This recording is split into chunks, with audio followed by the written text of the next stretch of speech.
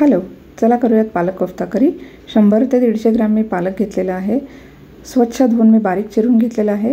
ह्याच्यात 2 चमचे म्हणजे 2 टेबलस्पून भाजणी, तेवढंच तांदूळ पिठी आणि त्याच्यानंतर ड्राय मसाले जसं की हळद, तिखट, ओवा, धने जिरे पावडर, हिंग एवढं मी घातलेलं आहे।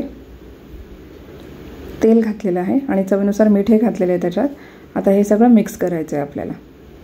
मिक्स करून झालं की त्याच्यात थोडंसं पाणी घालून आपल्याला त्याचं बाइंडिंग, त्याचा गोळा तयार करून घ्यायचा आहे। तर खूप असं पाणी एकदम घालायचं नाही आहे, हळूहळूच पाणी घालायचं आहे। तर भाजणीऐवजी तुमच्याकडे डाळीचं पीठ असेल तर तेही वापरू शकता, पण पालकालाच मुळात काही स्वतःची अशी टेस्ट नसते म्हणून मी भाजणी घातली, त्याच्याने कोफ्ते खमंग छान लागतात। आता मी त्याचे कोफ्ते करून घेते मी बघा। कोफ्ते करून झाल्यानंतर एकीकडे मी 2 मोठे कांदे आणि 2 मीडियम साईजचे टोमॅटो चिरून घेतलेले आहेत।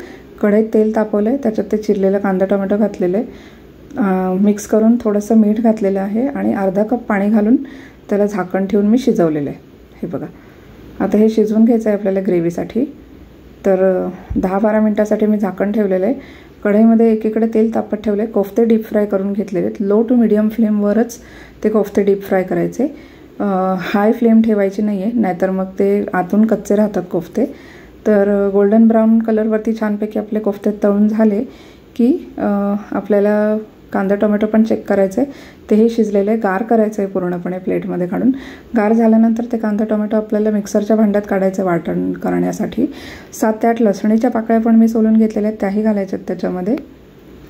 हे बघा, आता ह्याची अगदी बारीक अशी पेस्ट करून घ्यायची। आता एक कढई कम फ्राईंग पॅन मी तापत ठेवलेलं आहे, त्याच्यात 2 चमचे तेल घातले। ही जी प्युरी केलेली आपण ती घातलेली आहे, ती घातल्यावर मिक्स करायचं आहे थोडंसं। आणि आता मिक्सरच्याच भांड्यात पुन्हा पाणी घालून ते भांडं सगळं स्वच्छ करून घ्यायचं आणि ते पाणी ग्रेव्हीमध्ये ओतायचं, म्हणजे वेस्ट नाही जात। आता 5 मिनटं झाकण ठेवायचं आहे आपल्याला आणि मध्ये मध्ये चेक करत राहायचे ग्रेव्ही पूर्ण शिजली आहे ना। आता काश्मीरी मिरची पावडर, गरम मसाला, किचन किंग मसाला, हळद आणि लाल तिखट पावडर असं घातलेलं आहे आणि चवीनुसार मीठ घातलेलं आहे मी। आता हे सगळं व्यवस्थित मिक्स करायचं आहे।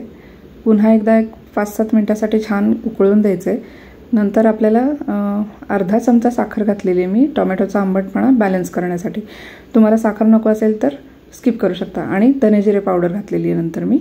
आता हे सगळं घालून पुन्हा अर्धा कप पाणी घातलेलं आहे मी ग्रेव्हीची कन्सिस्टन्सी ॲडजस्ट करण्यासाठी। आता ग्रेव्ही छान उकळली की आपलं भाजीची ग्रेव्ही रेडी आहे। आता सर्विंग करते मी। कोफ्ते सोडायचे आहेत त्याच्यामध्ये आणि क्रीमनी मस्तपैकी गार्निश करायचे आणि आपले पालक कोफ्ते रेडी।